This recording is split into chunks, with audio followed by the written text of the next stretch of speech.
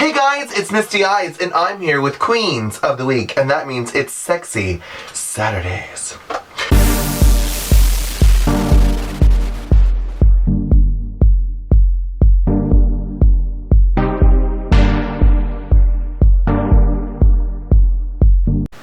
Alright guys, I'm so sorry. Halloween is a crazy time.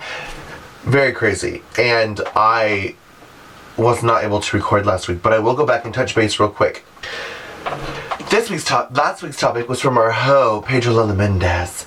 She wants to talk about penis. Penis. That's very Anna Nicole Smith. Penis. Alright, so penis. Do we like uncut or cut penis? Do we like hairy or shaved penis? Does size really matter? Etc. Honestly, ladies and gentlemen, this just in drag queen hotline. Misty Eyez loves penis. Very rarely am I going to think a penis is ugly. Very rarely am I going to think a penis is gross. This might be TMI, but I don't think I have a very big penis. I've heard from a lot of people that I have the perfect size. I've had some people want me to top because they're like, oh, you're topping me. But my basic bottom line, the reason I'm telling you this is that my basic bottom line preference is I prefer whoever I'm with's penis to be bigger than mine. That's what I want.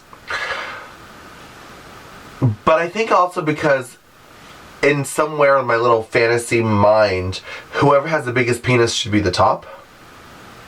So it kind of makes sense. I don't want a top, and therefore I want your dick to be bigger. I think that makes sense. But cut or uncut, I've had guys that are uncut and I kind of feel like there's an STD cesspool waiting behind that foreskin. Like, you just know that you know they're unclean and or dirty.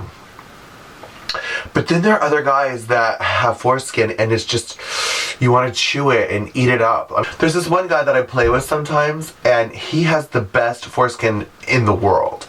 I don't know, I just love it. It's like when you want to chew on it and suck it up and like clean all around and inside, and I don't know, I just really enjoy his foreskin. Typically speaking though, I would say I prefer guys cut. I like a big mushroom head. Well, I think the weird thing about him is he was telling me that, I was like, I don't know, I just really enjoy your foreskin. And he was telling me that when he was younger, he used to pull the skin back to force the head out. And therefore he actually does have a big mushroom head instead of a normal, like, head that stayed hidden in the turtleneck. But he has a lot of foreskin, but he also has a big mushroom head, so it's kind of weird. But, if I did have a preference, it would be cut and a mushroom. But again, I just like dick. If it's clean, I don't mind foreskin. But I've had some nasty experiences where I'm like, did you not know you were coming to somebody's house? Like for example, one time in college in Tulsa, Oklahoma, I picked up a guy on the street. He was hot and had basketball shorts on and a basketball in his arm. And he was walking somewhere. I'm like, I just pulled over and I asked him for direction. I don't remember what, it was so long ago. I was such a hoe. And I was like, hey, where are you going? Blah, blah, blah, whatever. And he asked for a ride. Well, long story short, he pulled down his pants. And it was the first time I ever saw an uncut dick. And mommy, it was so bad. I had to roll, I don't even want to talk about it. Long story short, I had to run out the windows and I puked out the window because it's, I don't want to talk about it. So I definitely have been scarred on uncut penises, but I've since then have dated a dentist who was super clean and had the only like sanitary penis. And I was like, oh my gosh, so it's not automatically dirty. It just depends on the owner. So I don't mind uncut. Size, does size matter? The best sex I ever had in my life was from a Colombian with a smaller dick than me. In fact, it was like, I think one of the smallest penises I've ever seen. It wasn't good. I mean, it wasn't big, but the sex was amazing. It was almost as if he, like, had somewhere in his brain turned on the thing saying, I know I'm lacking in the size department, so I'm going to make up for it in every other way possible. Like, he was an amazing kisser. He was very passionate. He was very intimate. He kissed and touched and I think he was the first guy that also rimmed me, so like, that I couldn't believe that was truly, oh my gosh. So I was screaming, like, I'd never felt it like that before. So he was probably my favorite, most amazing lover, and probably is still one of the best, or if not the best today. But again, his penis was very small. But then if you want to talk about national averages, I was watching, I can't remember the man channel, is it Spike? They were doing Mansers on Spike, and they were talking about the smallest average penis size of any nation, and it would be the Indians. Indian guys have really small penises. But then you think about it, they're also the creators of Kama Sutra. So they overcompensate for their length. Because I've had huge dicks before, and yeah, I do like big dicks. I'm not a size queen, meaning I will have sex with somebody with a small penis. But sometimes when a guy has a really big dick, he just lays there and expects you to like, duh, it ain't gonna suck itself. Like, he just wants you to like, do everything because he expects you to worship his blessing. And I'm like, okay, well, this is not fun. You know, I mean, I prefer you to be a little more active and or not so passive in your sex play. Hairy or shaved? I don't mind pubic hair at all. I just don't like it when it's so long. I like to deep throat. I like to go all the way to the bottom of the base. And I don't like it when the hair gets caught in my teeth. So if it's long enough to floss while giving oral pleasures, that's too long. Don't do that, please. As in, trim your frickin' pubes. And I kind of don't like it when it goes up the side of the shaft. I mean, you don't notice it when you're, you know, actually doing the act, but I remember looking at it thinking, wow, that, I didn't know hair grows up like that. And just shave that. Don't trim it, straight up shave it. Shave the base of your shaft. It'll also make it look bigger. And trim your pubes. That's all. Alright, this week's topic is from a viewer. Her name is Lily Tremaine. And she's a fan of Queens of the Week, and she basically is talking, I guess she watched some of my videos, she says my name actually, thank you Misty for being an inspiration, blah blah blah, but she's talking about how she's a performer, and she talks about how she's, you know, learning, but still has much to learn, and she wants to know about our learning process, and as drag queens. Alright, so her topic is, what aspects of drag do you or did you naturally seem to excel in and pick up faster? And what were or are any areas you have some struggles with or needed more help into? I'm very curious to see if or hear stories. However, this is a topic that might stir some interest. Thank you, you're awesome.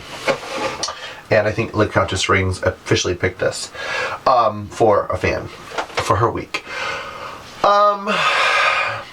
There are times when I look at the art of female impersonation and drag, and I think that all of it is challenging for me.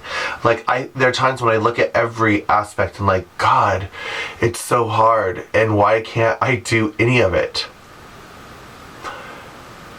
To be honest. But if I were to say that I were to excel at anything, I would say the first thing I ever excelled at was makeup and hair.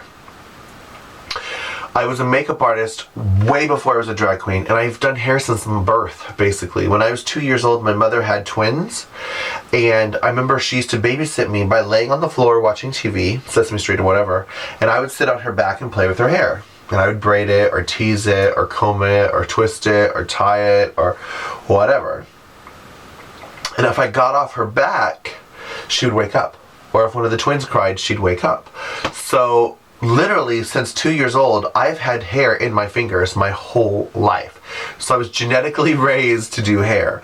So I kind of excel in that category.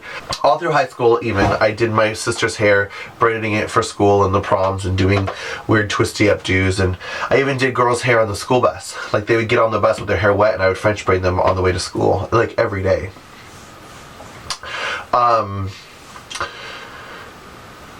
Makeup, I learned through the theatrical department of my education, church camp, drama, college, theater. And then I worked at Glamour Shots and did, hair in the salon and makeup in the salon. So that aspect, I think I really excelled at from the very beginning, hair and makeup. The struggle for me was everything else. Dancing, moving, being sexy,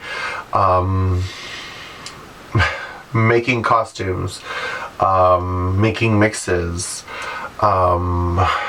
everything else. I felt like it was pulling teeth. But I always tell people, you make more money, but I always tell people, you spend more money doing drag than you'll ever make doing drag. The only way you'll ever make that money back is if you keep that wig and wear it multiple times. I remember when I first started doing drag, I was like, oh my gosh, I'm getting paid for bookings now. And I remember I bought an outfit that was like $150, and I was so traumatized because I had to wear the outfit at least 4 times, almost 4 times, before I could actually pay it off. And I'm like, I'll never, make money from this costume. But I eventually did, of course. And that's what drag is all about. You save your costumes and you wear them again, and eventually they'll get paid for it. But yeah, every other aspect of drag for me has been a struggle. Every one. I can't even think of all of them right now, but especially choreography and dancing, and I don't know. I just don't think I'm... Like, some people would say, oh my god, you're such a captivating performer. I think I'm really good at lip sync, but that's it. I don't really think that I'm like a wow, amazing performer. And I get severe anxiety sometimes when I travel to major cities or major clubs when, I'm like, oh my god, why did they book me? I'm not that good. I always think that, like, all the time. Like, oh my gosh, here I'm traveling to the city and I don't know the drag queens there. What if they're like amazing and I suck, and then people are gonna be like, boo, why'd you call Misty? I don't know. I just sometimes feel like I'm not the star that people put me up to be. So the answer is, the answer is everything except for hair and makeup. I think I picked that up. But yeah, that's a good topic. I don't know. In our involvement as entertainers, you think I'm amazing when you first start, and then you realize you're not amazing. And I'm kind of like, I want to be amazing. And then you just keep trying, and you like get better people to make your clothes, and get better people to make your mixes, and get, you just try to, you just grab from a lot of areas and try to be the very best you can be. And that's what I do. But yes, it's always learning. I will never think that I will be the best drag queen, and I don't think I will ever know everything there is to know about drag. I just try to change and grow every day, and hopefully I will become a much better drag queen. Anyways, that was Misty Eyez with Queens of the Week. Loving you, Susie.